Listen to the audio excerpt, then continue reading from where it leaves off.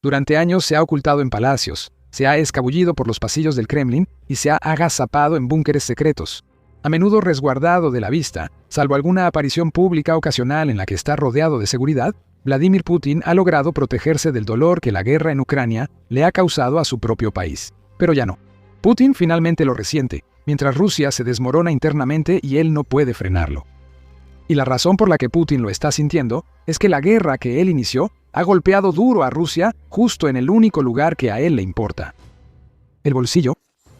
Según Euromaidan Press, el PIB de Rusia creció solo 1% en 2025. Para algunos eso podría parecer aceptable, ya que sigue creciendo, ¿no? Sin embargo, ese 1% viene después de 2024, cuando el PIB de Rusia creció 4.3%, y de 2023, cuando creció 4.1%. Y para empeorar las cosas, el Fondo Monetario Internacional, o FMI, ha pronosticado que el crecimiento del PIB de Rusia probablemente se va a quedar en 0.8% para 2026, lo cual en realidad es una baja respecto a su estimación previa de 1% de crecimiento. Lo que estamos viendo aquí en estas cifras es una economía rusa que se está estancando y que pronto va a colapsar. Putin ha intentado minimizar todo de forma hilarante. El presidente de Rusia afirmó que el desplome del PIB no sorprende. Putin afirma que todo fue intencional para frenar la inflación, una declaración ridícula que analizaremos más adelante en el video. Lo que Putin no le está diciendo a nadie es que los problemas en prácticamente todos los sectores económicos de Rusia se están combinando para provocar la caída del PIB, y no hay mucho que Putin pueda hacer para detener esta confluencia que devora el dinero a menos que detenga la guerra. Putin no tomará esa decisión, lo que significa que seguirá al mando de Rusia mientras ve arder su país. Son muchísimos los factores que afectan a Rusia ahora, pero el golpe más fuerte para Putin es la crisis total del sistema bancario ruso. Euromaidan Press informa que el Centro de Análisis Macroeconómico y Pronóstico de Corto Plazo, un think tank ruso ligado al Kremlin, publicó en enero un informe que para Putin es solo desastre y pesimismo. El informe indica que la infraestructura bancaria de Rusia ya puede considerarse formalmente en crisis sistémica. Los activos problemáticos de los bancos rusos superan el 10% de su total de activos. Los activos problemáticos son aquellos en los libros del banco con problemas graves, por lo que es poco probable recuperar su valor. Por ejemplo, los bancos invierten en pequeñas y medianas empresas mediante préstamos y otros instrumentos financieros. Actualmente, según The New Voice of Ukraine, el 19% de las pymes rusas se consideran activos problemáticos. Los bancos no pueden simplemente deshacerse de esos activos porque tienen dinero invertido. Si lo hacen, pierden cualquier posible rendimiento. Además, hay otros sectores con problemas.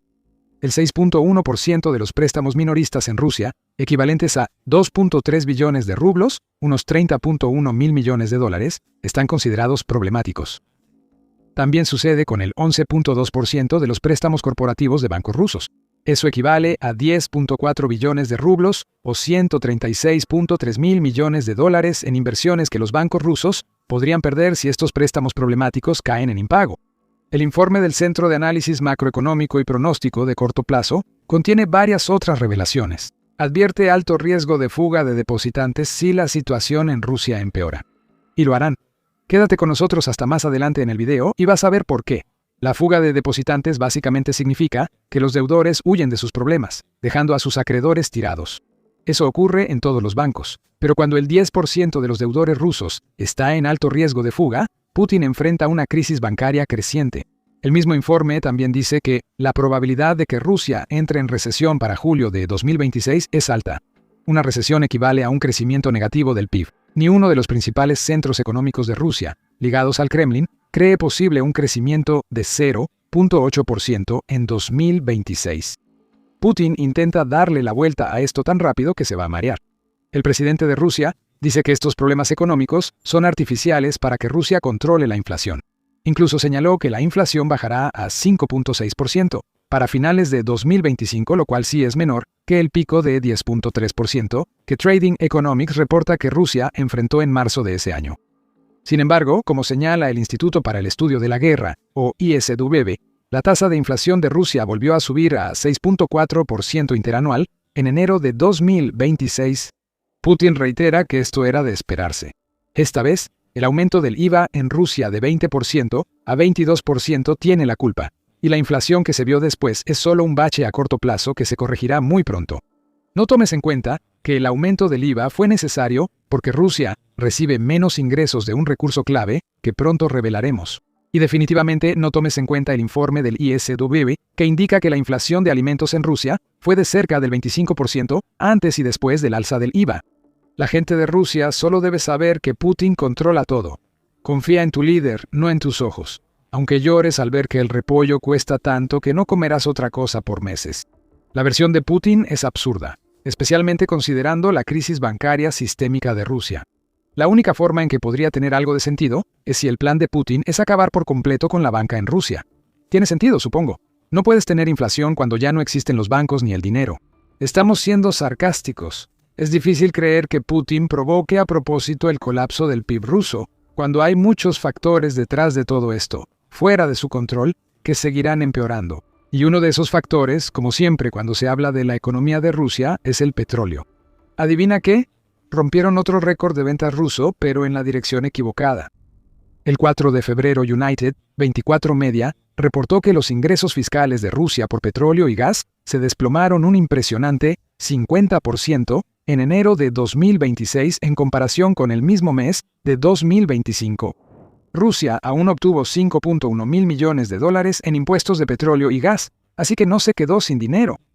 Sin embargo, esos 5.1 mil millones de dólares son la cifra más baja que Rusia ha obtenido por petróleo y gas en un mes, desde julio de 2020, durante el pico de la pandemia de COVID-19. Y sobre el récord batido, esos 5.1 mil millones de dólares representan solo el 2% del PIB de Rusia, un mínimo histórico en la presidencia de Putin.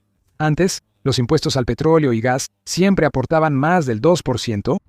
United 24 Media presenta rápidamente cifras que muestran lo mal que está Rusia en esta industria. El impuesto clave a la extracción minera cayó casi 60% respecto a enero de 2025, y los aranceles de exportación bajaron 44%. El precio del petróleo ruso, Urals, cayó a $39 por barril en diciembre y $40 en enero, muy por debajo de los 59 previstos en el plan presupuestal, según el medio. Dice, Rusia también está vendiendo su crudo Urals con un descuento de $27 frente al crudo Brent, y se está preparando para enviar alrededor de 30% menos petróleo a India en 2026, mientras India lidia con problemas de sanciones relacionados con sus compras de petróleo ruso. Vemos en tiempo real el colapso de una industria.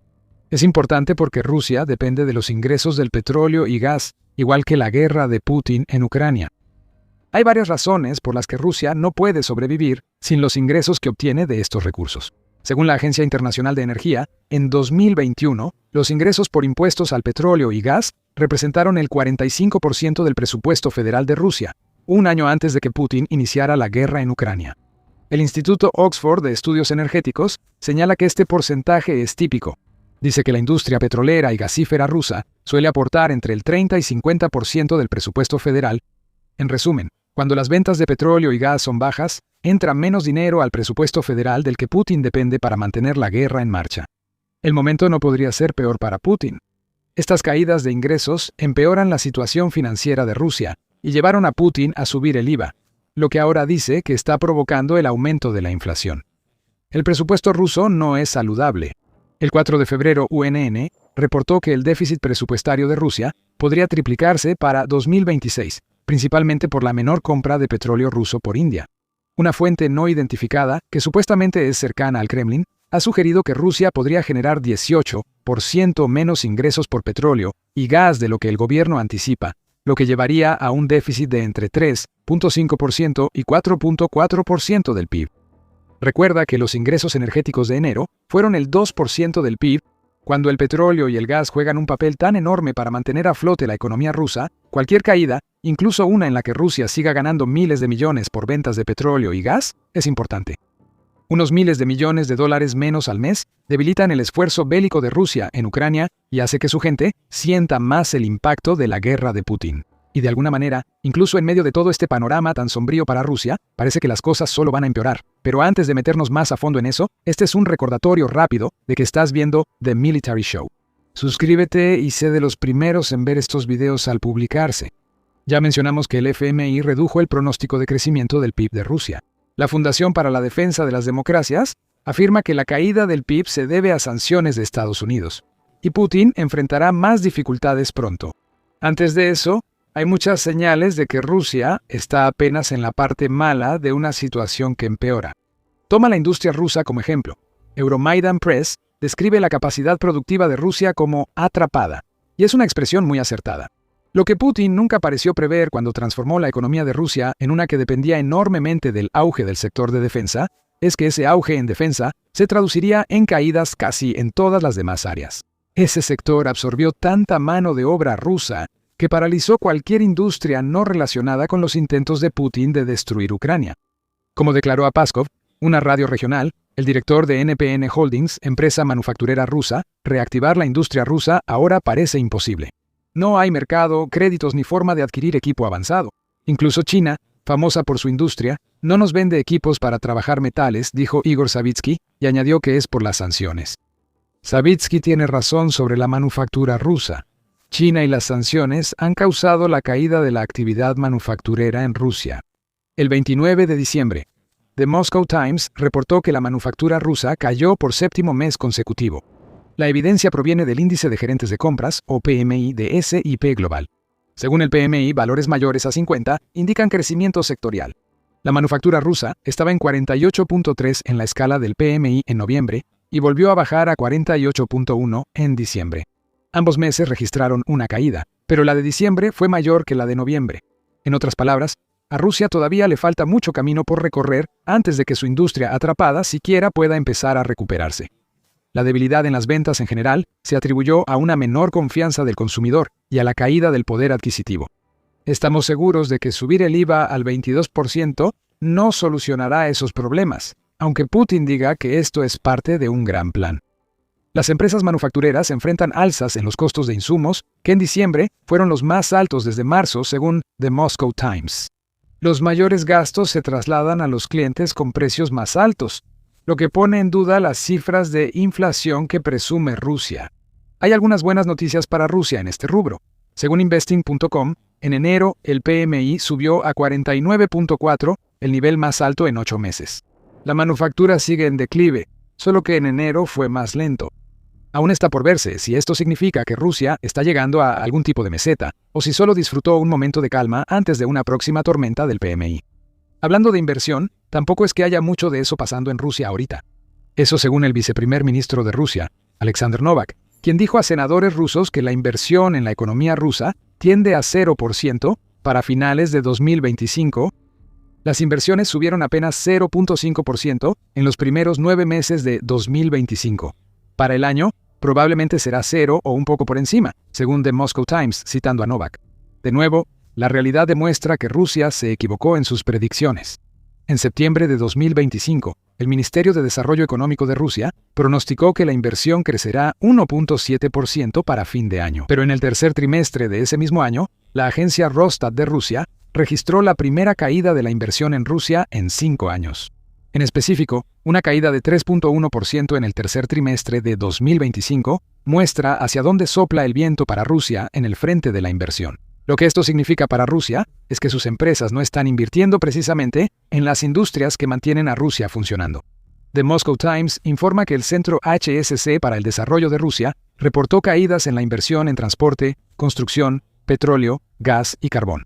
Los únicos sectores que se mantienen algo fuertes en el frente de la inversión son el complejo militar industrial y la sustitución de importaciones, que presumiblemente es el sector que está tratando de compensar todos los productos que Rusia ya no puede importar debido a las sanciones. No hay que ser un genio para ver lo que esto significa para Rusia en el futuro. Menos inversión causa infraestructura deteriorada, significa menos empleados, menor crecimiento y, en esencia, una aceptación general de que las cosas no mejorarán pronto para Rusia. ¿Por qué invertir ahora en un negocio si todo parece estar en declive? Conviene ahorrar y evitar deudas en vez de arriesgarlo todo por rendimientos que tal vez nunca lleguen. Y como si Putin no sintiera ya todo esto, el único aspecto positivo de la economía rusa en realidad lo perjudica.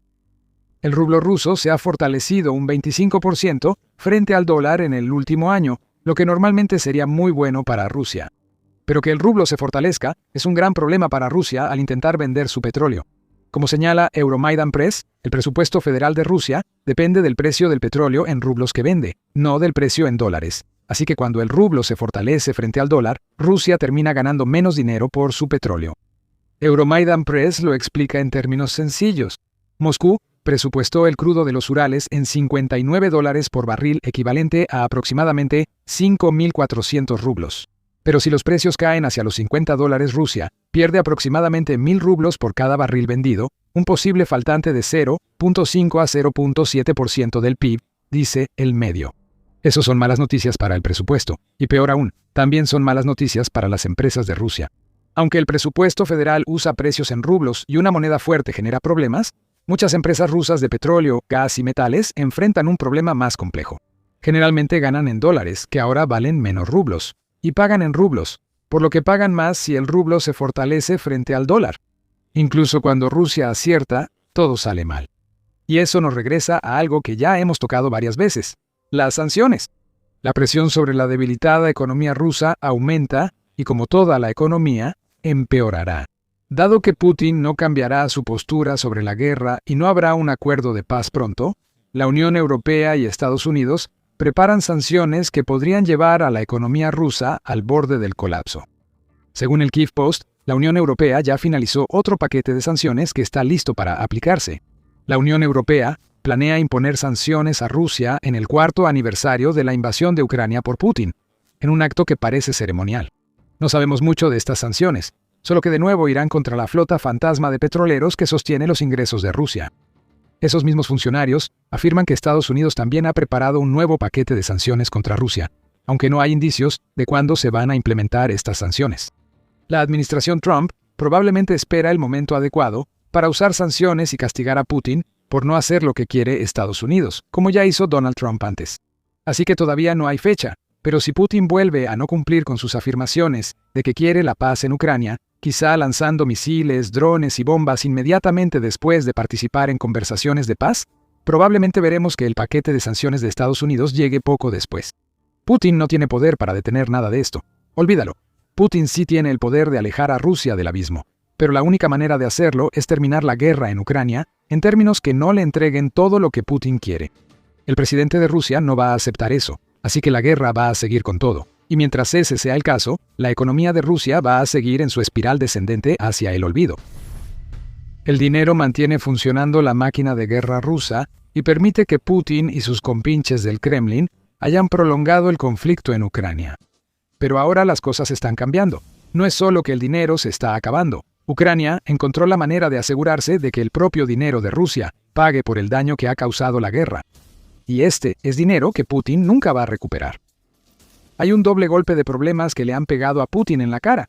Uno relacionado con los activos congelados de Rusia y el otro con cierta burbujita que arruinaría a Rusia si llegara a reventar. Más adelante hablaremos de la burbuja. Primero, revisemos los activos congelados de Rusia y cómo está perdiendo el control sobre ellos. Aquí va la versión breve. Los miles de millones congelados de Rusia financian a Ucrania, y esta no tendrá que devolver nada de ese dinero. En el meollo de esta historia están los 210.000 millones de euros o aproximadamente 247.000 millones de dólares que tiene la Unión Europea o la Unión Europea. Según Euromaidan Press, un mecanismo de préstamos de la Unión Europea ha dado a Ucrania un respiro financiero necesario mientras se defiende de la invasión de Putin. Ese mecanismo de préstamos usa cientos de miles de millones de dólares en activos rusos congelados en bancos de la Unión Europea y está hecho para que Ucrania no tenga que pagar el préstamo. Así es como funciona. En 2025, Ucrania sumó 47.3 mil millones de dólares a su deuda pública. Eso, obviamente, es una pésima noticia, pero también es inevitable dada la magnitud de la guerra de Putin contra el país. La buena noticia es que, aunque la deuda aumentó, los costos de endeudamiento de Ucrania relacionados con esa deuda se han reducido casi a la mitad.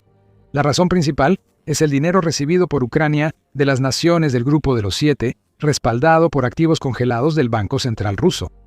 De los 47.3 mil millones de dólares de deuda adicional, los préstamos ERA otorgados a Ucrania por las naciones del G7 representan 37.9 mil millones de dólares, y aquí es donde se pone brillante para Ucrania. Según Euromaidan Press, los préstamos ERA que Ucrania ha recibido tienen periodos de gracia de entre 11 y 12 años, durante los cuales no se tienen que hacer pagos. Al acabar los periodos de gracia, inician los pagos. Sin embargo, Ucrania no va a hacer esos pagos. los mismos países que le prestaron el dinero a Ucrania van a usar los ingresos de los activos rusos congelados que sobren para cubrir la deuda de Ucrania. Ucrania no va a devolver ni $1. En su lugar, Rusia pierde los ingresos de sus activos congelados sin perder los activos en sí, lo cual también es la forma en que la Unión Europea le da la vuelta a los problemas legales que habría si a Ucrania simplemente le entregaran los activos congelados. Aquí vemos un plan a largo plazo que podría repetirse si la guerra en Ucrania continúa varios años más. El impacto en Ucrania es enorme. Gracias a esos préstamos ERA, los costos promedio de endeudamiento de Ucrania han bajado de 7.2% a 4.55%. El costo de su deuda externa ha bajado todavía más, de 4.5% a 1.9%, según reporta Euromaidan Press. El Ministerio de Finanzas de Ucrania dio más detalles con cifras que publicó el 30 de diciembre. En total, dice el ministerio, Ucrania logró asegurar $52.4 mil millones en financiamiento externo en 2025 y más del 70% de ese financiamiento provino de los préstamos ERA, que usan los activos congelados de Rusia como garantía y como mecanismo de pago. Otros fondos incluyeron $12 mil millones en préstamos recibidos a través del mecanismo para Ucrania, cortesía de la Unión Europea. Otros $668 millones fueron proporcionados a Ucrania por la Unión Europea mediante este mecanismo, aunque fueron subvenciones que no necesitan reembolsarse. Además de eso, el financiamiento externo de Ucrania para 2025 asciende a alrededor de $2.3 mil millones con préstamos otorgados por instituciones como el Banco Mundial, el Fondo Monetario Internacional y Japón. Esto se complica, así que volvamos al titular. Ucrania recibió casi $38 mil millones en préstamos ERA, que no tendrá que pagar. Lo hará Rusia. Eso seguramente hará que a Putin le hierva la sangre, igual que otro gran acontecimiento del que hablaremos pronto. Esto significa que la Unión Europea tiene cerca del 40% de la deuda de Ucrania, lo cual es bueno para ese país. Aunque hay algunos miembros de la Unión Europea que son mucho más simpatizantes de Rusia que el resto, en particular Eslovaquia, Hungría y Bulgaria, la gran mayoría de las naciones que conforman el bloque se han puesto del lado de Ucrania y han sido sumamente generosas al aportar financiamiento para la defensa del país. Incluso el 3 de febrero, la Unión Europea anunció otros 153 millones de euros o alrededor de $180 millones en ayuda humanitaria que se repartirán entre Ucrania y Moldavia, que es otro país en riesgo por el expansionismo de Putin. El punto que estamos planteando aquí es que el 40% de la deuda de Ucrania ahora está en manos de una organización que entiende con precisión de dónde viene esa deuda y es simpatizante de las razones por las que existe. Aun sin contar los préstamos de la ERA que se pagarán con ingresos de activos rusos congelados, es probable que el resto de la deuda de Ucrania con la Unión Europea se gestione en condiciones favorables que acercarán más a Ucrania y la Unión Europea. Es una situación extraña. Parece que la deuda hace que el corazón se encariñe más. O, quizá más acertadamente, el enojo dirigido a Putin permite crear mecanismos que obligan a Rusia a pagar la defensa de Ucrania. No se debe subestimar el gran impacto que este dinero tendrá en Ucrania. Según el Consejo Europeo de Relaciones Exteriores, SFR, el FMI ya proyectaba que Ucrania se quedaría sin fondos para su defensa en la primavera de 2026, lo que podría forzar su rendición ante las demandas de Putin. Eso ya no ocurrirá. Los préstamos ERA lo han garantizado. La Unión Europea también ha demostrado su respaldo a Ucrania al invocar las facultades de emergencia otorgadas en virtud del artículo 122 del Tratado de Funcionamiento de la Unión Europea, o TF Unión Europea. Esto permite que estos préstamos se aprueben con el respaldo de una mayoría calificada de los Estados miembros, es decir, 15 países que representen el 65% de la población de la Unión Europea según el SFR. Tendría que ocurrir algo drástico en la Unión Europea para que revoquen el préstamo. Ya no bastarán los vetos de unos pocos miembros. Curiosamente, la Unión Europea crea otros mecanismos que podrían ayudar a Ucrania en el futuro. Por ejemplo, el 30 de enero trajo la noticia de que un Fondo Europeo de Crisis, propuesto de $514 mil millones, podría ser usado por la Unión Europea para prestar dinero a países. Con fines de defensa, supuestamente, estos préstamos no funcionarían de la misma manera que los préstamos ERA, lo que significa que tendrían que reembolsarse. Sin embargo, si es lo mejor para Europa, y especialmente si Ucrania se convierte en miembro de la Unión Europea, lo cual el presidente Volodymyr Zelensky cree que podría pasar tan pronto como en 2027, esa enorme bolsa de dinero podría ayudar a Ucrania a defenderse por todavía más tiempo después de que se agoten los préstamos ERA. Ucrania también tiene un poco de margen, en el sentido de que los préstamos ERA que ha recibido le van a ayudar a superar una crisis demográfica que ha surgido en el país desde la invasión rusa. Como señala Euromaidan Press, La población de Ucrania en las zonas del país que Ucrania todavía controla ha bajado de 41 millones antes de la invasión a 31 millones de los 10 millones de diferencia. 2.4 millones están en territorios ocupados y 6.7 millones son refugiados en el extranjero. Suma las decenas de miles de soldados muertos en la guerra y tendrás problemas humanitarios y económicos. Si un país pierde 10 millones de personas en 4 años, inevitablemente tendrá escasez de mano de obra. Con menos mano de obra, vienen menos oportunidades de generar ingresos para financiar el esfuerzo de defensa, lo cual es uno de los muchos factores que contribuyeron a que la deuda de Ucrania se disparara tanto desde un inicio. Los préstamos pagados con dinero de Rusia no resolverán estos problemas de población. Le darán a Ucrania más tiempo. Como verás, la burbuja mencionada al inicio podría reventar pronto, lo que significa que Rusia quizás se quede sin tiempo antes que Ucrania. Lamentablemente, hay que matizar estas buenas noticias. Aunque los préstamos ERA para Ucrania son grandes y le permitirán seguir luchando contra Rusia por unos años, el país aún está lejos de estar a salvo. Los problemas demográficos seguirán pesando incluso después de la guerra. Lo mismo pasará con la deuda de Ucrania, que ha estado rondando la marca del 100% del Producto Interno Bruto desde agosto de 2025.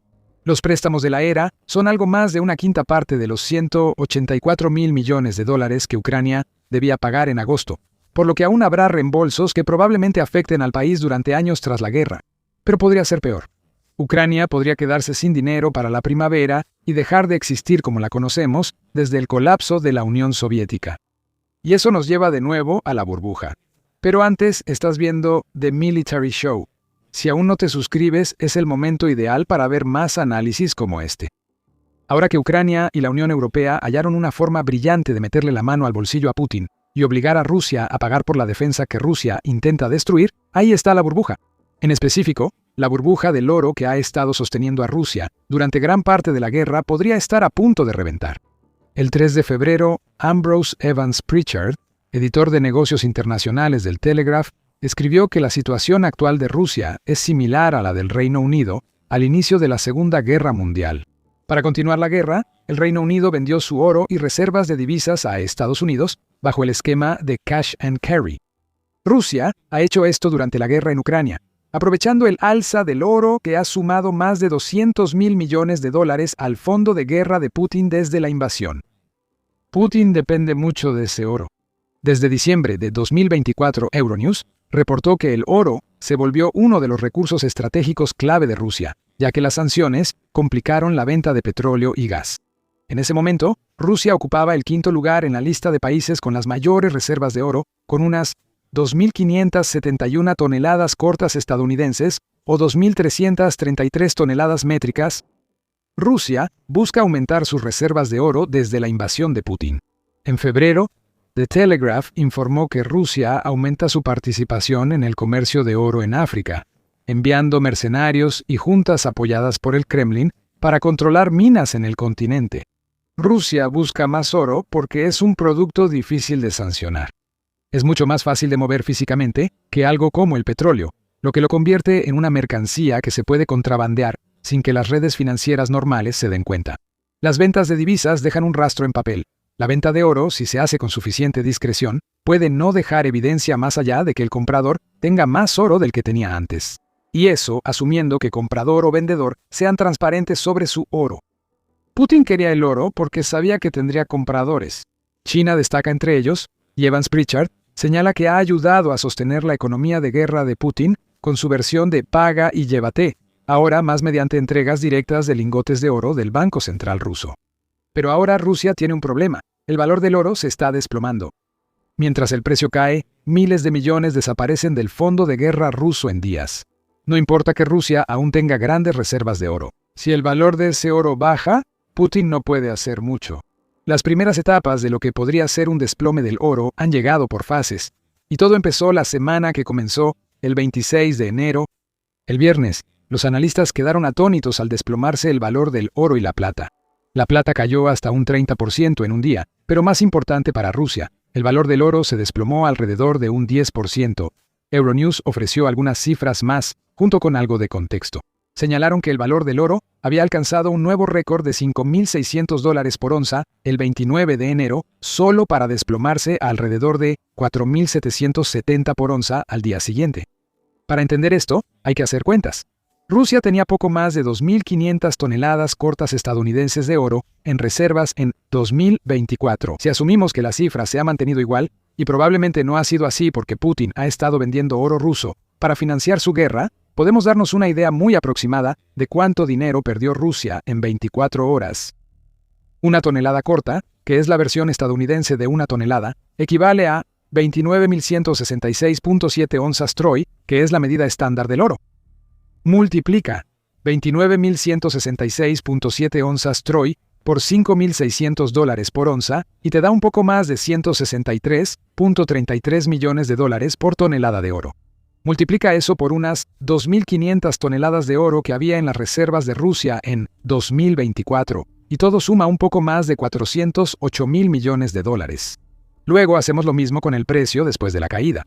Eso nos da un precio de 139.12 millones de dólares por tonelada de oro, lo que suma alrededor de 347.8 mil millones de dólares. En otras palabras, se perdieron como 60.000 millones de dólares en 24 horas. Ahora, estas son cifras aproximadas basadas en cómo solían verse las reservas de oro de Rusia. Aún así, nos dan una idea del tipo de golpe que Putin está sintiendo ahora como resultado de factores del mercado que están muy fuera de su control. La pregunta que hay que responder ahora es simple. ¿El desplome que vimos en los precios del oro el 30 de enero fue una corrección masiva del mercado o el piquetito que está a punto de hacer que la burbuja del oro reviente? Los precios continúan muy inestables, como dijo Evans Pritchard en The Telegraph. Putin cuenta con un colchón suficiente para sostener la guerra al precio actual del oro de $4.925, superior a los $1.900 de hace 3 años. La duda es si el oro bajará a niveles estructurales mucho menores, dice. Sin embargo, aún hay dudas sobre si el valor del oro caerá a los niveles estructurales más bajos que menciona el autor. Evans Pritchard indica que el aumento en los precios del oro desde el 30 de enero no necesariamente marca el inicio de un superrepunte que regrese el precio del oro a niveles anteriores. Indica que la inflación disminuye en Occidente y que el auge de la IA es deflacionario al aumentar la productividad. Es posible que el oro vuelva a bajar y llegue a niveles por debajo de los que se vieron durante el mini desplome en un futuro cercano. Algunos creen que esto solo fue un bache menor. Como informa Forbes, JP Morgan elevó su pronóstico de cierre de año para el oro a $2.300 por onza, afirmando que el repunte de largo plazo del oro no ha sido ni será lineal. Así que por ahora, una vez más, digerimos, nos reajustamos y repetimos. Deutsche Bank ofrece una proyección igual de alta de $6.000 por onza. Putin estará rezando para que tengan razón. Si no, el oro de Rusia se volverá mucho menos valioso. Si la burbuja del oro revienta, Putin podría descubrir que no puede contar con el presidente de China, Xi Jinping, para que lo rescate. Puede que China esté comprando mucho oro ruso ahora, y los envíos físicos de grandes cantidades empezaron hace relativamente poco. Para Xi, la relación con Rusia es más una oportunidad que una amistad, y ha mostrado disposición a dejar a Putin por mejores opciones. Evans Pritchard comenta que China busca reconstruir lazos con potencias económicas europeas tras casi 4 años de apoyo indirecto a Rusia. Si esas potencias le dicen a Xi que el oro de Putin está fuera de discusión, podría sacrificarlo por relaciones comerciales más prósperas. Hay muchos ejemplos de oportunismo chino que respaldan esta teoría. En diciembre, el Telegraph reportó que en 2024, las exportaciones de autos chinos a Rusia son 7 veces mayores que en 2023. Esto ha sido clave para obligar a fabricantes rusos como Lada y Kamaz a reducir su producción. El Telegraph informa que el segundo vio caer la demanda de sus vehículos un 60%, y el primero bajó la producción casi 50%. China aprovechó la oportunidad y ahora causa serios problemas a los fabricantes de autos rusos. China ha aprovechado las sanciones occidentales para comprar grandes cantidades de petróleo y gas rusos con descuentos. Xi volvió a aprovechar la oportunidad. Mientras ocurre esto, las inversiones chinas en Rusia bajaron de $1.200 millones en 2011 a solo $400 millones para finales de 2025. En este contexto, China no es un aliado real de Rusia. Como lo plantea Evans Pritchard, las probabilidades de que China le extienda a Putin un préstamo y arriendo de nuestros días para ayudarlo a asegurar sus objetivos maximalistas de guerra en Ucrania deben ser casi nulas. En otras palabras, en cuanto Putin sea más problema de lo que vale para China, Xi dejará al presidente de Rusia tirado, y eso podría dejar a Rusia con un montón de oro que vale menos de lo que valía, y sin nadie a quien vendérselo en grandes cantidades. Por eso, esta semana fue un doble golpe para Rusia. Putin debe averiguar cómo manejar un posible colapso en el valor de una de las pocas materias primas abundantes en Rusia, mientras Ucrania recibe un salvavidas económico que hace que Rusia pague por la defensa del enemigo de Putin, y otro que permitiría a Ucrania debilitar al ejército y economía rusos hasta que Putin tenga que cancelar su supuesta operación militar especial. Lo único que mantiene con vida a Rusia en la guerra de Ucrania es el petróleo. Los impuestos de este producto han financiado la invasión de Putin. Pero conforme las sanciones fueron pesando, la pregunta pronto se volvió: ¿por cuánto tiempo? No por mucho más. Sin disparar, Estados Unidos arruinó a Rusia al quitar lo último que sostenía las ambiciones imperiales de Putin. Ahora vemos cómo los efectos destruyen lentamente a Rusia. Para entender la situación actual del petróleo ruso, primero hay que revisar el pasado. No tan atrás, por suerte. Vamos a finales de octubre de 2025, cuando el presidente de Estados Unidos, Donald Trump, anunció nuevas sanciones, dirigidas a dos de las principales petroleras de Rusia, Lukoil y Rosneft. Las sanciones se impusieron tras otra ronda fallida de negociaciones de paz con Putin, y significaron que Estados Unidos advirtió que golpearía fuerte a Rusia si Putin no tomaba en serio las pláticas de paz. Fueron medidas duras. Puede que Putin no haya comprendido totalmente el efecto dominó. Estados Unidos lanzó una gran roca al océano ruso, causando olas gigantes que destruyen el petróleo ruso. Sin embargo, los efectos iniciales no eran menores. Lukoil recibió las nuevas sanciones de Estados Unidos como un uppercut de Mike Tyson en su mejor momento. Apenas una semana después de que Trump hiciera su anuncio, Lukoil le dijo al mundo que estaba en modo pánico al anunciar que vendería sus activos internacionales al mejor postor, si no se le otorgaba algún tipo de alivio de la presión que Trump acababa de ponerle a la empresa. Recuerda esa venta, pronto será importante. El 27 de octubre, Lukoil recibía ofertas, posiblemente porque el Reino Unido impuso sanciones como Estados Unidos. Las participaciones extranjeras tenían que venderse y había muchas. En Irak, Lukoil tenía una participación del 75% en el yacimiento petrolero West Kurna 2, que producía alrededor de 480.000 barriles al día, y es uno de los yacimientos petroleros más grandes del mundo. Lukoil podría tener que vender la refinería Neftochimburgas en Bulgaria y la de petróleo en Rumania para frenar las pérdidas por sanciones. Son inversiones clave para una empresa que genera el 2% del petróleo mundial, pero Trump las hizo inviables en octubre de 2025. Avancemos hasta el presente, y una medida que al principio desató pánico entre las principales petroleras de Rusia, ahora ya empezó a tener efectos drásticos, tanto en Lukoil como en la propia Rusia. Revisaremos pronto la situación general de Rusia, pero en el caso de Lukoil, las ventas ya se concretaron y los compradores son Estados Unidos. Según Newsweek, el 29 de enero Lukoil acordó vender sus activos en el extranjero a una firma de inversión estadounidense por unos $22.000 millones. Esta no es una venta cualquiera. Lo que significa es que Lukoil se está deshaciendo de activos que estaban generando ingresos antes de que Trump tomara su gran decisión de sanciones. Putin puede grabar cada rublo de petróleo vendido por empresas rusas para llenar las arcas de guerra. Cualquier venta como la que Lukoil acaba de acordar dará un fuerte golpe económico a Rusia y dejará a Lukoil muy debilitada como jugador global en el sector petrolero. Newsweek no especifica qué activos internacionales de Lukoil se venden al grupo estadounidense, pero probablemente sean todos. Los activos mencionados antes en el video desaparecerían en este escenario, junto con las 200 gasolineras que Lukoil tiene en Pensilvania, Nueva Jersey y Nueva York. Lo mismo podría aplicar para cualquier gasolinera que tenga en países fuera de Rusia, junto con refinerías y activos de exploración y producción que Lukoil mantiene en territorios distintos a su país de origen. Vale la pena señalar que hay una diferencia importante entre Lukoil y la otra petrolera a la que Trump apuntó con sus sanciones petroleras, Rosneft. Esta empresa estatal, aunque tiene problemas, al menos puede protegerse de los peores efectos económicos de las sanciones. Lukoil, en cambio, es de propiedad privada, y eso fue lo que le permitió desarrollar desde un inicio un portafolio tan impresionante de activos internacionales. Rusia se benefició de esos activos. Los activos internacionales de Lukoil aportaban ingresos constantes a Rusia, provenientes de otros países.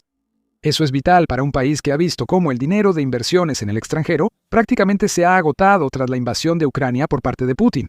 Así que es justo decir que los activos que Lukoil acaba de vender representaban algo así como un salvavidas para Putin.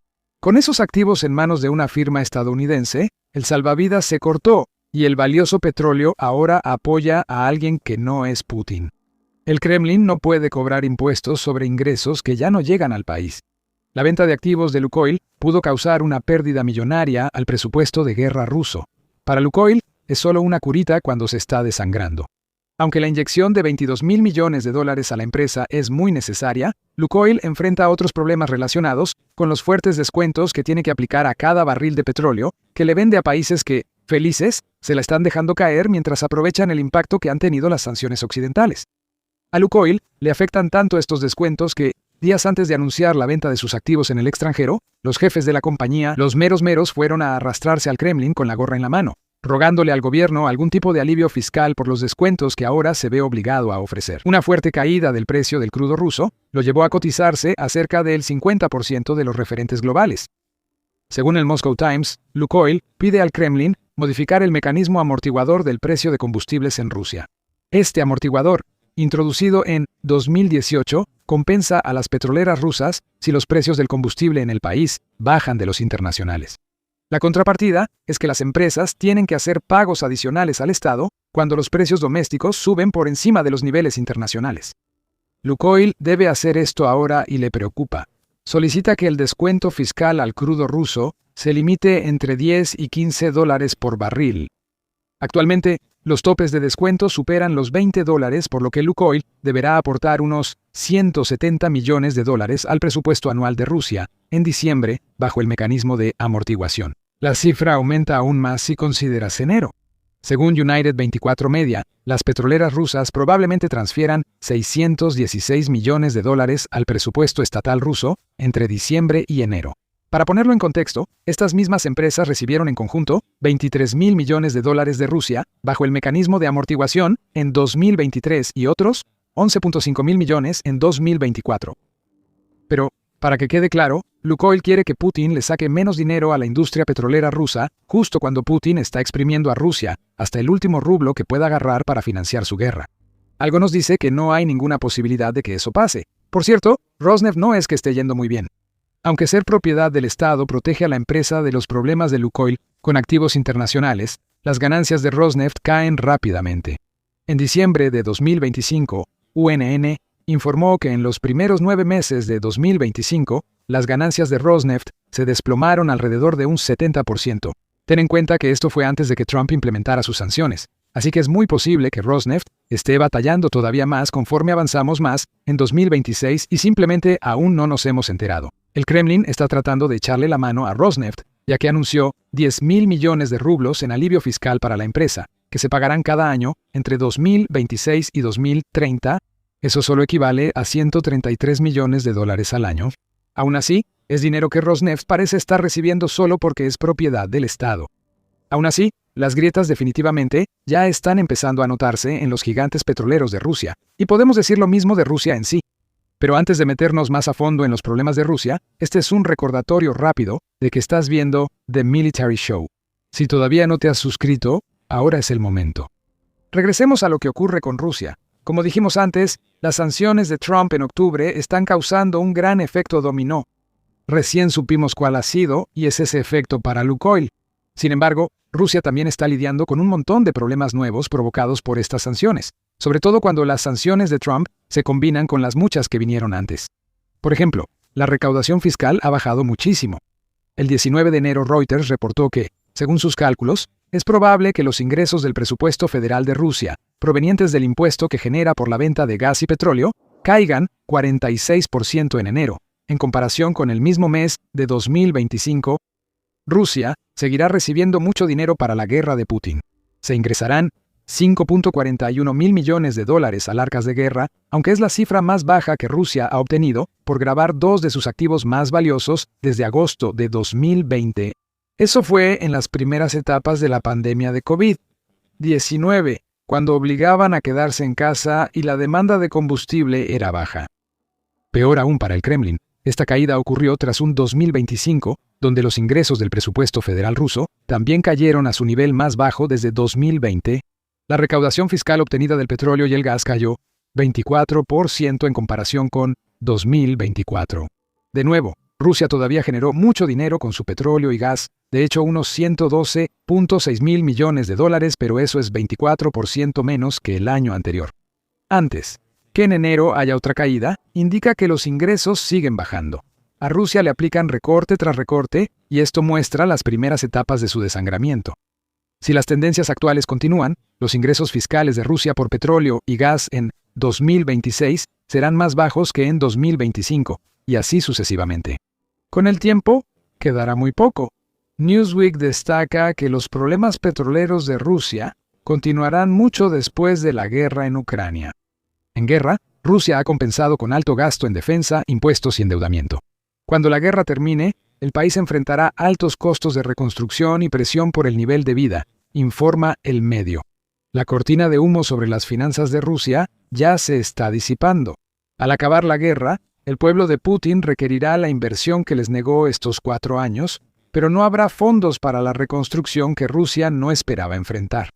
Además de los impuestos, Rusia enfrenta sanciones de Estados Unidos y otros países occidentales. Están obligando a las petroleras del país a vender sus productos con fuertes descuentos. Obviamente, esto afecta a los temas fiscales que ya comentamos. Rusia obtiene menos ingresos fiscales por un barril de petróleo vendido a $80 que a $50. Actualmente, Putin daría lo que fuera por esos números, ya que Rusia debe ofrecer descuentos mucho mayores. Las refinerías indias que aún compran a Rusia están saliendo ganonas. Según un artículo del 29 de enero de United 24 Media, Rusia se ve obligada a vender petróleo a $22 por barril a compradores indios por temor a sanciones de Estados Unidos. Ha llegado al punto en que algunas refinerías del país están rechazando activamente comprar petróleo ruso por completo, y eso es lo que está obligando a Rusia a ofrecer recortes de precios sin precedentes. La última vez que el precio promedio del petróleo bajó tanto fue durante la pandemia de COVID-19. Macrotrends informa que en abril de 2020 el precio promedio bajó a $19.23 por barril, cuando antes estaba entre $40 y $50. Sin embargo, fue una situación extrema. Antes de eso, el petróleo no había costado de manera constante en el rango de $20 por barril desde principios de los 2000, así que son más de 20 años de inflación perdidos para Rusia, ya que está recibiendo de India por un barril de petróleo, lo mismo que recibía cuando Putin apenas tomó el control del país. El Financial Times señala que, con precios de $22, Rusia solo iguala costos por barril, lo que nos lleva nuevamente al tema de impuestos. ¿Qué puedes grabar si no hay ganancias?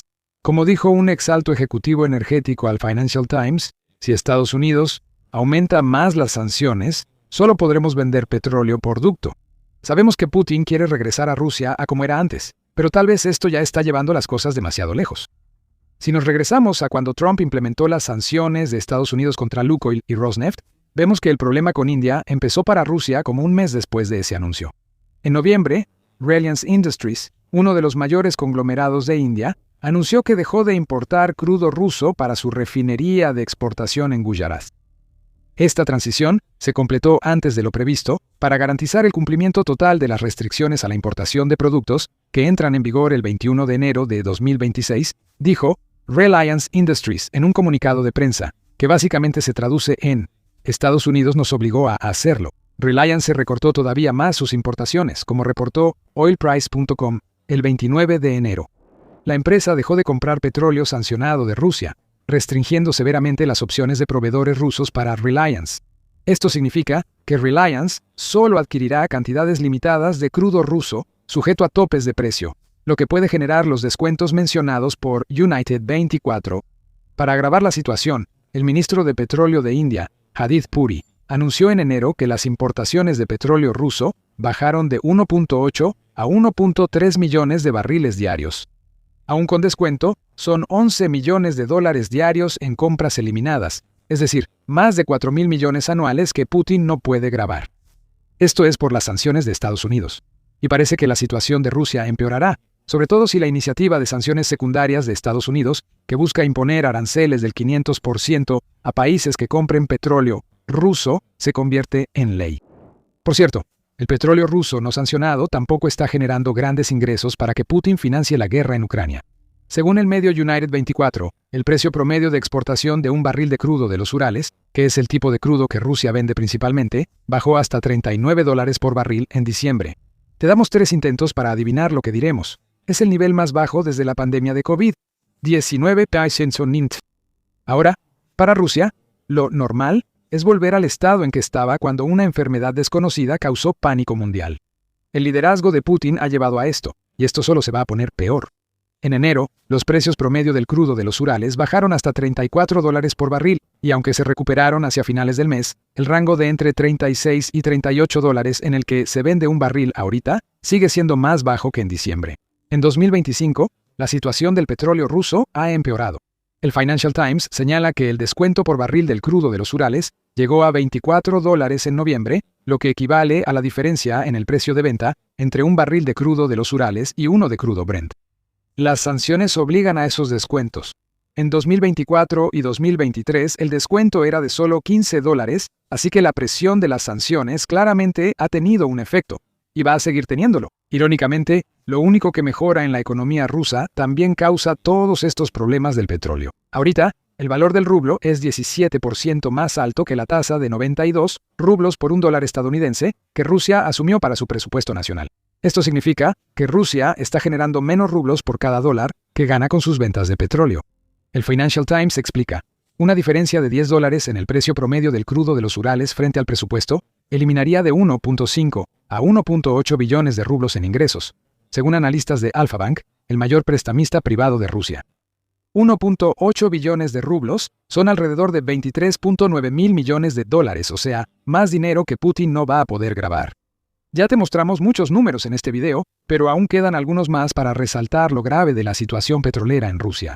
Y para rematar, a todos estos problemas, con petroleras vendiendo activos, el petróleo vendiéndose con descuentos enormes y el rublo fuerte mordiéndole el trasero a Putin, se suma la producción. Como reportó United 24 Media, el 23 de enero, la producción petrolera de Rusia ascendió a 512 millones de toneladas, lo que marca el cuarto año consecutivo de caídas. En 2024, Rusia produjo 516 millones de toneladas de petróleo. Fueron 530 millones de toneladas y en 2022 fueron 535 millones de toneladas.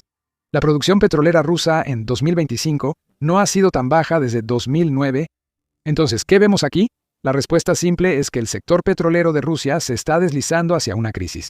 Todo lo que hemos hablado aquí, desde la venta de activos a Estados Unidos hasta los menores volúmenes de petróleo que Rusia está produciendo, se resume en una cosa para Putin: menos ingresos petroleros para que el Kremlin los grave con impuestos. Ya se encontró el punto débil de Putin. O quizá, más precisamente, ese punto débil siempre se supo. Solo que ahora, Estados Unidos está hundiendo cuchillo tras cuchillo, en el lugar perfecto con cada sanción que implementa. La industria petrolera rusa no colapsará hoy, ni siquiera va a colapsar mañana, pero eventualmente todas estas heridas van a pasar factura, y a Putin le van a quedar los restos hechos jirones de una economía que él destrozó solo para terminar fracasando en derrotar a Ucrania. La economía de Rusia siempre se ha sentido como si estuviera en una montaña rusa. Tras largos declives vienen crecimientos, luego subidas y bajadas constantes, hasta que nadie sabe qué ocurre. Pero ahora se viene un verdadero colapso, mientras Rusia va tambaleándose como un anciano jadeante que lucha por respirar. Cualquiera de esas bocanadas podría ser la última. La humillación de Vladimir Putin es total, ya que Rusia ha quedado en ridículo en el escenario mundial. Ucrania logró lo imposible y la economía rusa ya resiente los efectos. Empecemos con la noticia principal. Por primera vez desde el inicio de la guerra, Ucrania crecerá económicamente más que Rusia en un año. La revelación es de Euromaidan Press, que informó sobre el panorama económico mundial del Fondo Monetario Internacional, o FMI. Publicado en enero, ese documento ofrece los pronósticos del Producto Interno Bruto, o PIB, para países de todo el mundo en 2026. Los sospechosos de siempre encabezan la lista. Se espera que el PIB de la India crezca 6.2% este año y China disfrutará un crecimiento de 4.5% si el FMI está en lo correcto. Pero la verdadera noticia viene de Rusia y Ucrania. Se espera que el PIB de Ucrania crezca 2% y el de Rusia apenas 0.8%. Esa diferencia de 1.2% es mayor de lo que parece. Ucrania ha logrado lo que parecía imposible al superar la economía de Rusia, mientras el país es golpeado por la guerra iniciada por Putin. Eso no debería estar pasando. En cuanto a Rusia, ahora está hasta el fondo en la lista de las principales economías del mundo, con India, China, Estados Unidos e incluso la atribulada eurozona cómodamente por encima. Mientras estas economías y Ucrania muestran cifras alentadoras, Rusia se acerca al estancamiento, lo que podría llevarla al olvido. Las señales indican que la base económica de Rusia se desmorona desde abajo, y se mostrarán más adelante en el video. Sobre Ucrania, es bueno saber que supera a Rusia, aunque es agridulce. La razón la explica el canal de YouTube Combat Veteran News. Ahora, para que quede claro, si eres una economía emergente como Ucrania, y esa es una economía de ingresos medios, bueno, 2% en realidad es bastante bajo. Generalmente prefieres ver esas economías cuando están en paz. Y con socios comerciales sólidos y más grandes, por lo general los ves crecer 4, 5, a veces hasta 6% al año, dice el canal. La lista de Focus Economics de diciembre de 2025 muestra las economías de mayor crecimiento mundial. Por ejemplo, Guyana logrando un crecimiento de 22.4% gracias a un boom petrolero, y Etiopía creciendo 7.3% debido, en parte, al apoyo de socios importantes como el FMI y el Banco Mundial.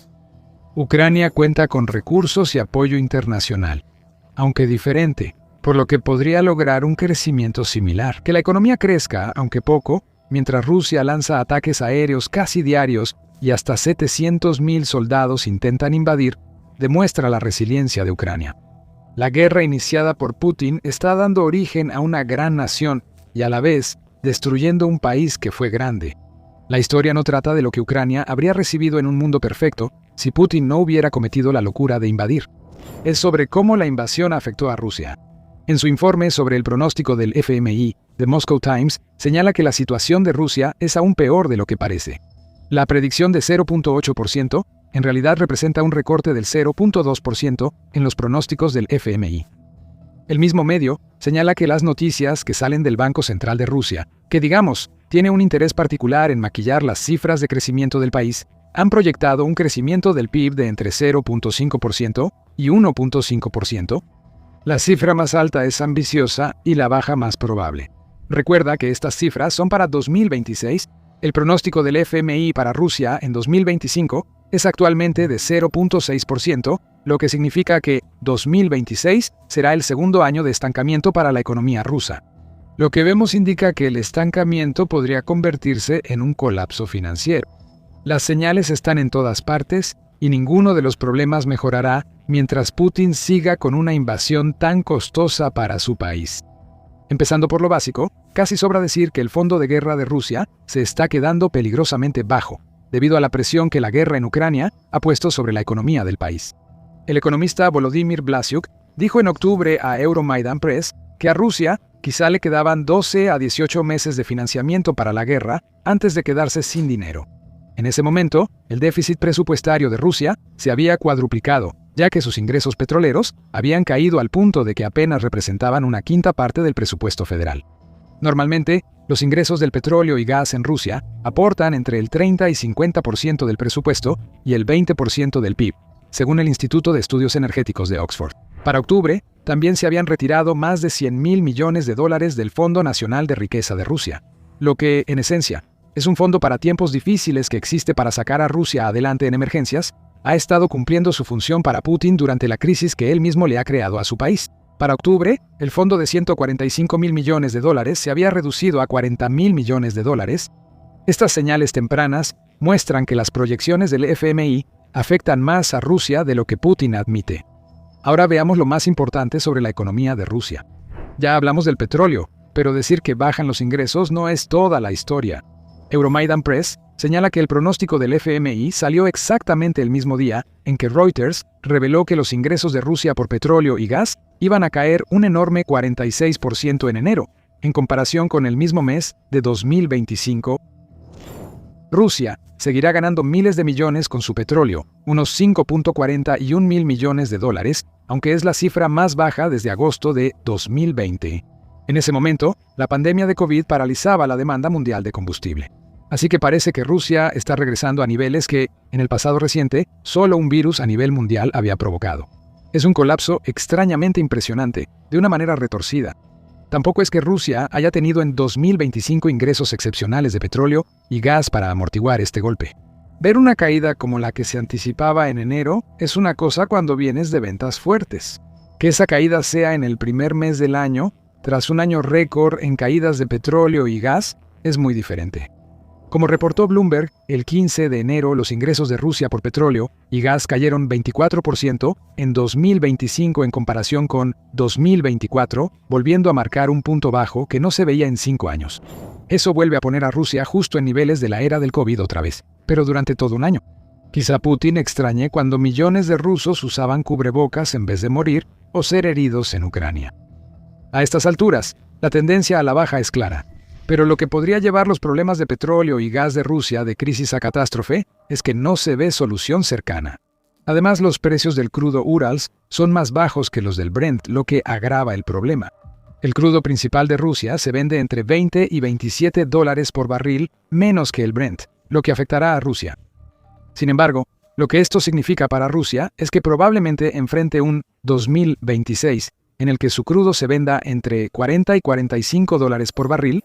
RE Rusia dice que las sanciones, en particular las impuestas contra los dos gigantes petroleros de Rusia, Rosneft y Lukoil, hacia finales de 2025 han tenido su impacto. Obligan a dar descuentos generalizados. El medio dice que petroleras de Kuwait, Arabia Saudita e Irak acechan a los proveedores rusos consolidados como tiburones, buscando oportunidades para ser proveedores a largo plazo. En un mercado que ha importado 144.000 millones de euros o alrededor de 168.000 millones de dólares de petróleo ruso desde que empezó la guerra. Combat Veteran News destaca que Rusia tiene que vender petróleo y gas porque no es como si los inversionistas estuvieran llegando en masa al país en este momento. Nadie solicita préstamos ni compra deuda soberana rusa, señala el canal. Lo que tiene Rusia es un proceso que, en esencia, consiste en vender productos energéticos, grabar los ingresos y usar ese dinero de impuestos para comprar soldados y armas. Ese sistema empieza a desmoronarse cuando el producto que estás vendiendo no se compra tanto como Putin necesita que se compre. Esto nos lleva de nuevo a las reservas de Rusia. El Fondo de Bienestar Nacional de Rusia mejoró un poco tras caer a 40.000 millones de dólares. Según Medusa, los activos líquidos del fondo son ahora de unos 53.4 mil millones de dólares. Al menos es una señal de crecimiento, ¿no? Claro. Sin embargo, el fondo aún así se ha reducido al punto de que ya no es lo suficientemente grande como para cubrir el déficit nacional de Rusia. Medusa asegura que la constante dependencia de Putin de este fondo ha aumentado el déficit y la inflación. Esto implica que el Banco Central de Rusia no puede bajar tanto las tasas de interés. Mientras sigan altas, las empresas rusas tienen dificultades para pagar sus préstamos. Acuérdate de ese punto. Va a ser importante más adelante. En un intento desesperado por compensar el faltante en los ingresos gravables de petróleo y gas, el Kremlin tomó la decisión de subir la tasa del impuesto al valor agregado de Rusia, o IVA, de 20% a 22%. El aumento se ha dado junto con la reducción de umbrales, arrastrando a más pequeñas empresas en apuros al IVA, y un alza en el impuesto corporativo, que será un golpe demoledor para la industria rusa. El Kremlin espera recaudar 21.8 mil millones de dólares extra con estas medidas, pero eso no cubre ni la mitad del déficit presupuestal de Rusia, según Euromaidan Press. Suponemos que una medida a medias difícilmente dará más de la mitad. Al final, este aumento de impuestos afecta a los ciudadanos rusos comunes.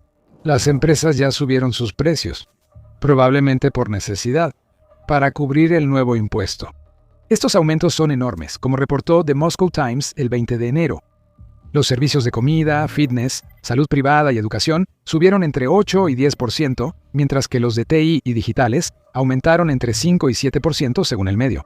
Estos aumentos de precios afectan a una población ya impactada por alta inflación y tasas de interés que dificultan los préstamos. Es una patada en los dientes. A Putin no le importará, ya que ha demostrado valorar poco la vida del ruso promedio en una guerra que ha costado a Rusia casi 1.23 millones de bajas en menos de 4 años. A Putin quizá le preocupe que el estancamiento que provocó en la industria rusa lleve a muchas empresas al borde de la quiebra. La youtuber Anna Danilchuk, quien es profesora asociada en la Universidad Nacional Lesia Ukrainka de Volhynia, de Ucrania, destaca este problema en un video del 17 de enero. La cantidad de empresas que cayeron en incumplimiento en 2025 fue el doble que incluso en 2022, lo cual es un dato muy negativo, dice ella, y agrega: los negocios pequeños y medianos van a desaparecer por el aumento del IVA y porque muchos rusos que antes no pagaban ahora estarán obligados tras bajar el umbral. Y esas quiebras ya vienen, y no es solo la nueva tasa de IVA el problema. En noviembre, el Moscow Times informó que las empresas rusas tienen una deuda récord tras años de enfrentar altas tasas de interés. En septiembre de 2025, el servicio de la deuda absorbía el 39% de las ganancias promedio de una empresa antes de impuestos e intereses. Estas cifras tampoco son de fuente occidental. El medio afirma que las cifras son del Centro de Análisis Macroeconómico y Pronóstico a Corto Plazo, organización vinculada directamente al Kremlin. Esa proporción del servicio de la deuda se triplicó en los últimos 2 años hasta septiembre de 2025 y creció 1.5 veces en los primeros 9 meses de ese año. La carga de los pagos de intereses sobre los ingresos corporativos está en un nivel extremadamente alto, dijo el centro en una evaluación bastante estoica de la situación. Pero bueno, gritar sobre el colapso de la industria rusa por los pasillos del Kremlin no es realmente una opción cuando hay tantas ventanas abiertas alrededor. Para noviembre de 2025, más empresas y emprendedores individuales también estaban atrasados en pagos. La cifra se ubicó en 24.1% a inicios de octubre, lo cual ya es un aumento frente al 17.9% de prestatarios morosos que se veía al comienzo del año. Ya empieza a parecer que, si hay una mala métrica económica por ahí, Rusia va en el carril rápido para agarrarla. Y naturalmente, estas cargas de deuda están haciendo que las empresas batallen en toda Rusia. El 21 de enero, Charter 97 informó que más de 7.000 empresas rusas de transporte de carga están al borde de la quiebra debido al aumento de la gasolina y la deuda inmanejable. Es imposible exagerar lo grande que es este problema para Rusia. Este país depende tanto del ferrocarril para transporte y logística que el Centro Internacional de Defensa y Seguridad apodó la red ferroviaria rusa como el Leviatán de hierro. ¿Te preguntas la relación entre camión y ferrocarril? Piensa cómo llega la carga a los trenes. ¿Cómo se mueve de los trenes a los lugares dentro de Rusia a los que tiene que llegar? Este es el trabajo que hacen los camiones. Así que la quiebra de 7.000 empresas de transporte en camión haría pedazos la logística de guerra de Rusia. Y por cierto, Ferrocarriles Rusos, la principal empresa ferroviaria de Rusia, enfrenta una deuda de $51.000 millones según Reuters vía investing.com. Parece que estos problemas están presentes en toda la industria rusa. Y empeora aún más, porque a un sector de la sociedad rusa le obligan a soportar estos golpes en sus cuentas bancarias. Ellos tienen mucha más influencia que los rusos promedio en los que Putin se apoya para su guerra. Antes de llegar a ellos, la bancarrota también les está respirando en la nuca a regiones rusas enteras. Cuando Putin saca dinero del erario público para financiar soldados y armas, lo hace sabiendo que ese dinero tarde o temprano se va a acabar. Las reservas regionales comenzaron a agotarse en octubre, cuando The Moscow Times informó que al menos 6 regiones de Rusia, al 1 de septiembre de 2025, tenían fondos para solo 2 o 3 días. 67 regiones de Rusia cerraron la primera mitad de 2025 en números rojos, lo que muestra el impacto de la guerra de Putin en la población. En Arhangelsk, de un presupuesto anual de $1.93 mil millones, quedaban apenas $620.000. Volgogrado tenía $1.24 millones de los $2.43 mil millones de su presupuesto. Así continuó, mientras varias regiones soportaban los primeros meses de invierno casi sin recursos. El Kremlin no lo notaría, pero la gente de esas regiones sí. Servicios de emergencia limitados, posibles despidos masivos en el gobierno y recortes en gasto educativo. Todo lo que dependa del dinero público se vería afectado, por lo que quienes reciben gasto público, es decir, todos, también sufrirían. En 2026, la situación en muchas de estas regiones no mejora. El 11 de enero, RBC Ucrania informó que la región de Astrakán espera ver una caída del 2.1% en su Producto Regional Bruto. Belgorod, Kursk y otras regiones rusas ahora son territorios de primera línea. Los oblasts, que antes comerciaban con Ucrania, ahora tienen que depender de subsidios del gobierno provenientes de un presupuesto federal que se hace más delgado cada año. En toda Rusia, dice el medio, se espera que el Producto Regional Bruto caiga 4.1%, dejando un hueco presupuestal de más de $570 millones. Rusia enfrenta peligro financiero en todos lados. Estos problemas económicos afectan a un grupo que a Putin no le conviene enfurecer. Son quienes generan el dinero y controlan la industria rusa, aunque Putin los haya colocado en esos cargos. Son los oligarcas. Danilchuk señala algo importante en su video al preguntar: ¿crees que los dueños o directores de Gazprom o Rosneft disfrutan leer sobre más sanciones, leer sobre más petroleros incautados o restricciones a las exportaciones rusas cuando Rusia depende totalmente de vender sus recursos? Por supuesto que no. Inevitablemente se va a formar un manantial de descontento entre los oligarcas, aunque si de verdad van a hacer algo con los problemas de Rusia, en el sentido de intentar deshacerse de Putin, ya es otra pregunta por completo. Putin ha logrado quitar voz e independencia a los oligarcas rusos. Según un reporte de la BBC del 28 de diciembre, quienes critican las políticas de Putin enfrentan la nacionalización de sus negocios. como le ocurrió al exbanquero Oleg Tinkov. La BBC reporta que él dijo: no podía discutir el precio, era como un rehén. Tomas lo que te ofrecen, no podía negociar. Cuando el Kremlin llegó con una oferta forzada de nacionalización, tras llamar locura a la guerra en Ucrania en Instagram. No parece que los oligarcas vayan a levantarse. Pero si el Kremlin está tomando el control de las empresas cada vez que alguien alza la voz, de todos modos puede que se esté disparando en el pie. Quienes guardan silencio ven cómo sus empresas se desmoronan. Estos negocios son clave para Rusia por sus productos y empleados. La nacionalización forzada tampoco resuelve el problema de los oligarcas altaneros. Con Putin tan metido en la guerra, los negocios que el Kremlin básicamente se roba no se van a recuperar pronto. Aunque esas empresas nacionalizadas queden exentas de pagar préstamos, eso igual afecta al sistema bancario ruso. Es dolor económico por todos lados. Y ahí está Ucrania, viendo cómo la economía rusa cae de rodillas, mientras Ucrania ha hecho algo que nadie pensó que sería posible cuando la guerra todavía estaba en pleno apogeo. ¿Quién sabe? Tal vez incluso unos cuantos oligarcas, hartos del enfoque de el palo y la zanahoria de Putin, podrían estar conspirando en silencio en las sombras mientras hablamos. El colapso podría ocurrir este invierno, no solo por la maltrecha economía rusa, sino porque Putin pierde apoyos internacionales mientras Rusia se hunde en una crisis financiera. Vladimir Putin tiene muchos problemas. Su guerra en Ucrania se ha alargado por mucho más tiempo del que él pensó. Casi todo Occidente se ha puesto en su contra. Seamos honestos, ya está tan viejo que habrá desaparecido antes de que Ucrania caiga. Nunca pensó que Francia sería un problema tan grande como ahora. Sin siquiera disparar un tiro, Francia ha golpeado a Rusia donde le duele, convirtiéndose de la noche a la mañana en el mayor problema de Putin. ¿O deberíamos decir problemas? Hay dos maneras en que Francia le ha dado una patada rápida en el estómago a Rusia en los últimos días. La segunda es clave, porque ayuda a Ucrania a hacer algo que necesita urgentemente, como verás si sigues mirando.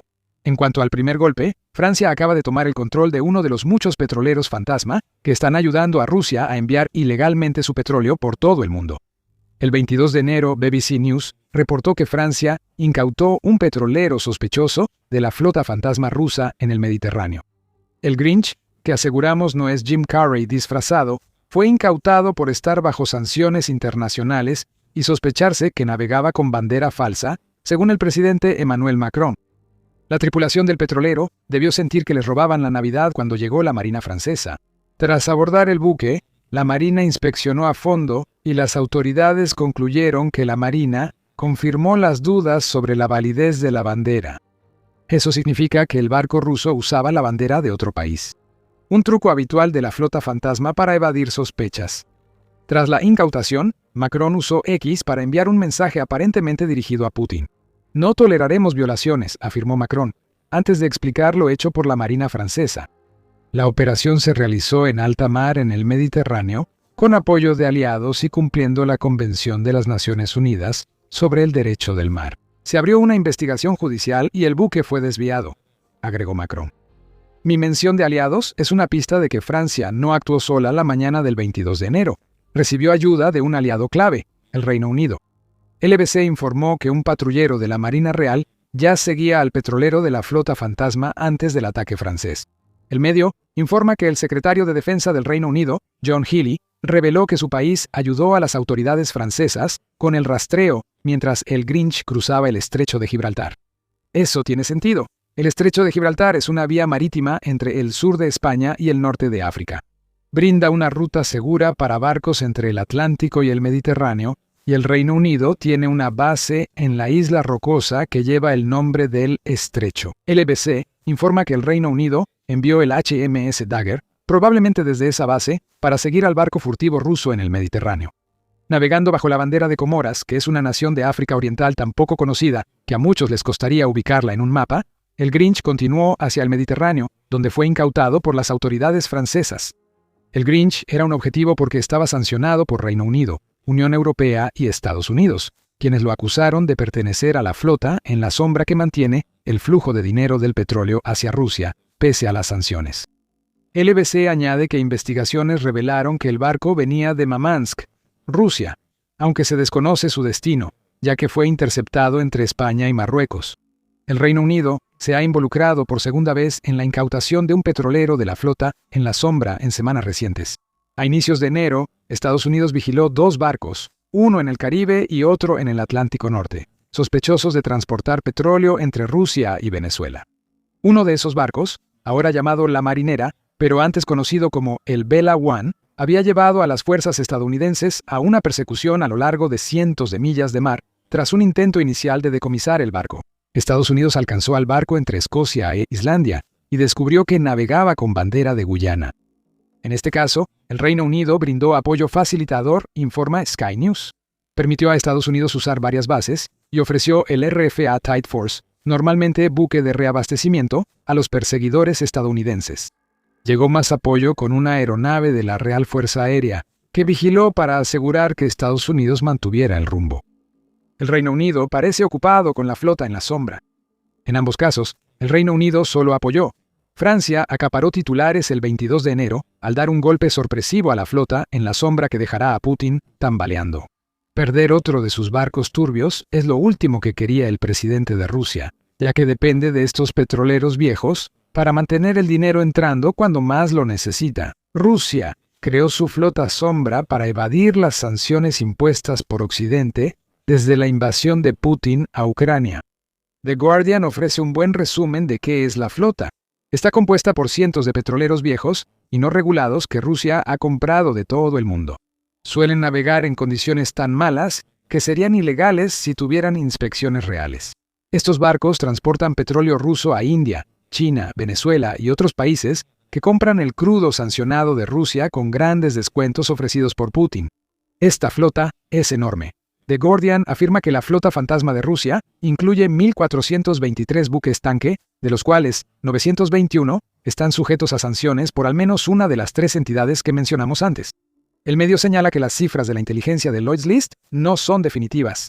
La flota fantasma podría ser aún mayor de lo que indican estas cifras. El problema de una colección secreta de barcos es que siempre es difícil saber cuántas embarcaciones hay. Que Francia incaute un petrolero de la flota fantasma no representa un gran golpe para Rusia. Aunque el petrolero incautado ya no navegará, otros pueden sustituirlo. Putin ha gastado $14.000 millones hasta mayo de 2025, según una revista ucraniana de transporte marítimo, para armar esta flota por una razón. Más importante que incautar el Grinch es el mensaje que se envía a Rusia al sacar la embarcación del mar. Francia está observando, y no está sola. Como el Reino Unido y Estados Unidos han tomado medidas activas en las últimas semanas para frenar la actividad de la flota fantasma donde quiera que puedan, una flota que antes operaba con impunidad ahora está bajo más escrutinio que nunca. El escrutinio implica riesgo. Putin enviará barcos de la flota fantasma para hacer entregas y recoger carga. Tiene que hacerlo. El petróleo es una de las principales fuentes de ingresos de Rusia, incluso vendiéndolo con descuento. Con su alto déficit, sin acceso a crédito internacional y reservas bloqueadas, Rusia necesita todas las fuentes de ingreso posibles, siendo el petróleo una de las principales. Pero ahora, Putin sabe que los países que sancionan vigilan. Cada barco de la flota fantasma que sale de Rusia puede ser capturado en cualquier momento, sobre todo si navega hacia aguas europeas o estadounidenses. Nuestro punto es simple. Francia incautó un barco hoy. Mañana, Francia, quizá junto con sus aliados, podría lanzar una campaña más coordinada para desmantelar gran parte de la flota fantasma. Si eso pasa, Putin no va a poder hacer nada al respecto, porque la propia naturaleza de esta flota significa que Rusia no puede proclamar la propiedad de los buques incautados debido a sus intentos de fingir que estos barcos no están haciendo lo que obviamente están haciendo. El Centro de Política Europea señala que Europa ya cuenta con la base legal necesaria para que estas incautaciones sean más comunes. Desde la Convención de la ONU sobre el Derecho del Mar, permite a los países detener navegaciones que consideren inseguras en sus aguas, hasta las leyes Marpol y SOLAS, que permiten detener barcos si no cumplen con los estándares de seguridad adecuados. Rusia no tendrá base legal, aunque intentara recuperar sus barcos incautados. Solo una nota rápida. Estás viendo The Military Show. Si no te has suscrito al canal, ahora es el momento perfecto para hacerlo. Una vez hecho esto, regresa rápido, porque vamos a tratar algo que mencionamos al inicio. El segundo golpe de Francia impactó directo a Rusia. Aunque la captura de un barco de la flota fantasma siempre es una gran noticia, sobre todo para Ucrania, ya que está metida en una guerra de desgaste en la que el camino a la victoria parece pasar por la capacidad de Ucrania de aguantar más que Rusia. Tanto en lo financiero como en lo militar, la segunda revelación es la importante. Esa revelación es que Francia oficialmente ya rebasó a Estados Unidos para convertirse en el mayor proveedor de inteligencia militar para Ucrania. El 16 de enero, menos de una semana después del decomiso del Grinch, Business Insider informó que Emmanuel Macron advirtió a Rusia al revelar que Francia ahora aporta 2/3 de la inteligencia que Ucrania utiliza en su guerra contra Rusia. Supimos esto en el discurso de Año Nuevo de Macron al ejército francés, donde afirmó: hace un año, Ucrania dependía en gran medida de la inteligencia de Estados Unidos. Hoy, Francia proporciona 2/3. Esa revelación es enorme desde el punto de vista de ayudar a Ucrania a desacoplarse de Estados Unidos, especialmente en un momento en que no está claro cuánta inteligencia le está proporcionando Estados Unidos a Ucrania. Quédate con nosotros hasta el final, porque vamos a profundizar en ese tema en particular y por qué es tan importante para Ucrania.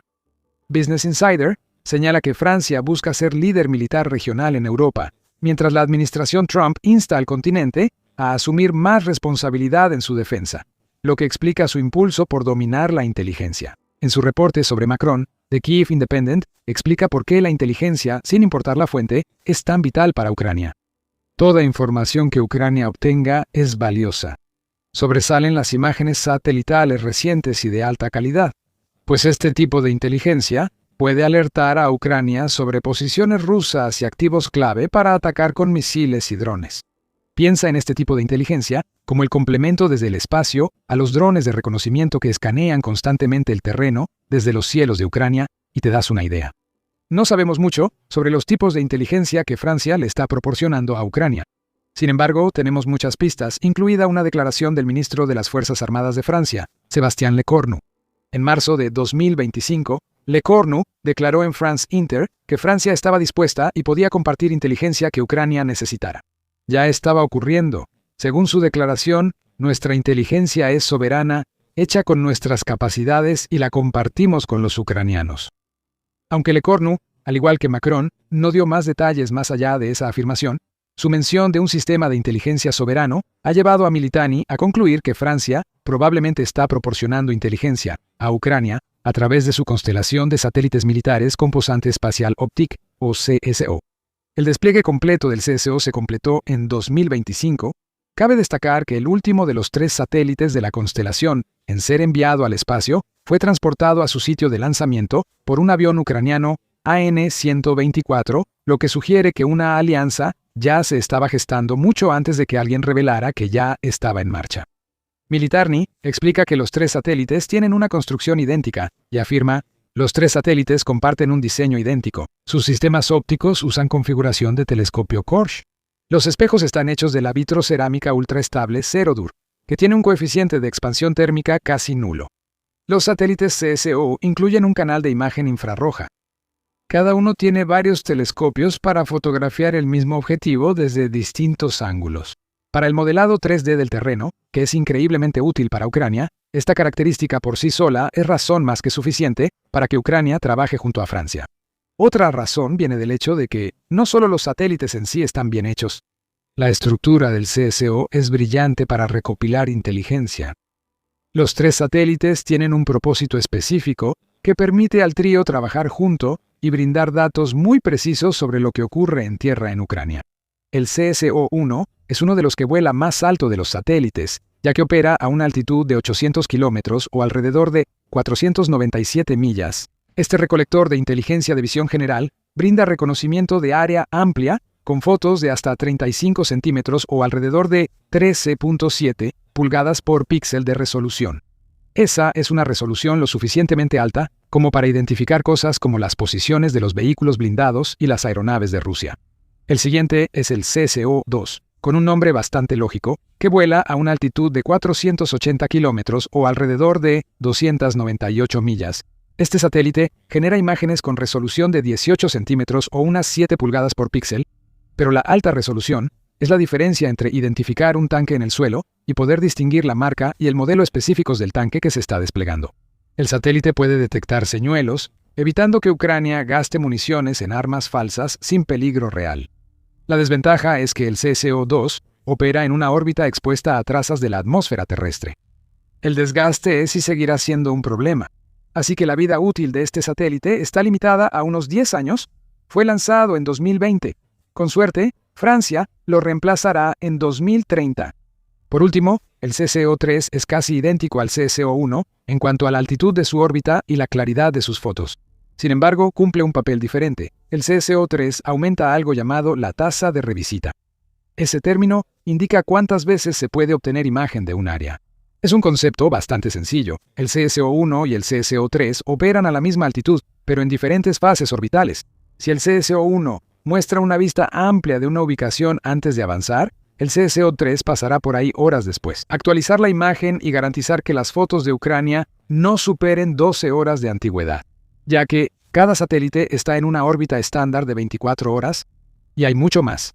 Ucrania también podría estar beneficiándose de imágenes captadas por los 4 satélites comerciales Pléyades y Pléyades Neo, lanzados a órbita entre 2011 y 2021 por Airbus Defence and Space. Ucrania ayudó al despliegue de esta constelación, así que no es descabellado suponer que recibe imágenes. Después de todo, los Pléyades Neo 3 y 4 se lanzaron al espacio usando cohetes Vega que llevaban motores ucranianos RD-843 fabricados en Dnipro. Ambos satélites ofrecen resoluciones de 30 centímetros o 11.8 pulgadas por píxel, lo que les permite capturar imágenes de franjas de territorio de 14 kilómetros o 8.69 millas. Súmale a la mezcla los Pléyades 1A y Pléyades 1B, que capturan imágenes de hasta 20 kilómetros o 12.4 millas de territorio con resoluciones de 50 centímetros o 19.6 pulgadas por píxel, y obtienes una mezcla potente de imágenes satelitales disponibles comercialmente.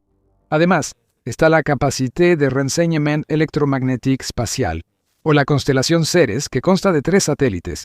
De nuevo, se usaron cohetes ucranianos para ayudar a poner estos satélites en órbita, y los 3 operan a una altitud de unos 700 kilómetros o aproximadamente 434.9 millas. Este trío de satélites es distinto a los que ya mencionamos. Mantienen una formación triangular para localizar y triangular fuentes de emisiones de radio en la Tierra. Si Ucrania requiere conocer el origen o si existe una señal de radio relevante, estos satélites son los adecuados.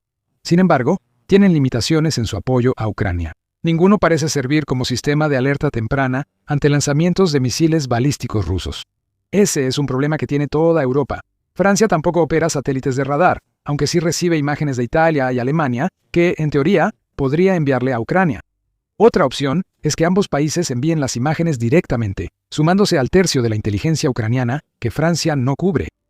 Te acabamos de dar mucha información técnica, así que respira hondo, porque estamos a punto de volver a por qué la inteligencia que Francia le está proporcionando a Ucrania es tan importante desde la perspectiva de que Ucrania se desacople de Estados Unidos.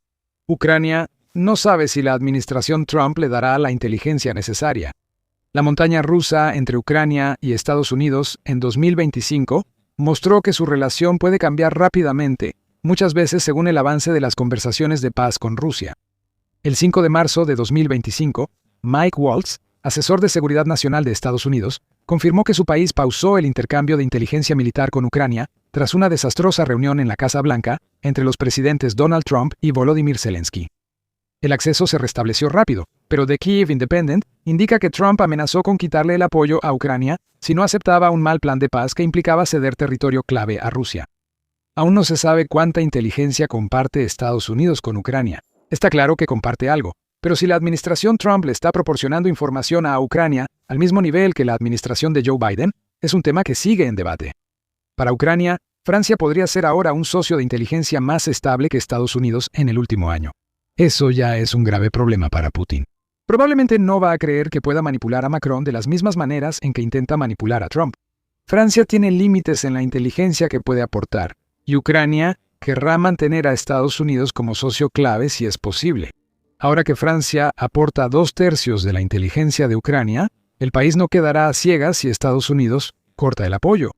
No podemos saberlo con certeza, pero Ucrania pudo usar inteligencia francesa en una serie de ataques de 48 horas que desgarraron los cielos de la Ucrania ocupada y destruyeron sistemas de defensa aérea y radares rusos en la Ucrania ocupada. Descubre esa operación espectacular en nuestro video. Y si disfrutaste este video, recuerda suscribirte a The Military Show para más cobertura a fondo de los últimos acontecimientos en la situación de inteligencia de Ucrania. Y gracias por ver.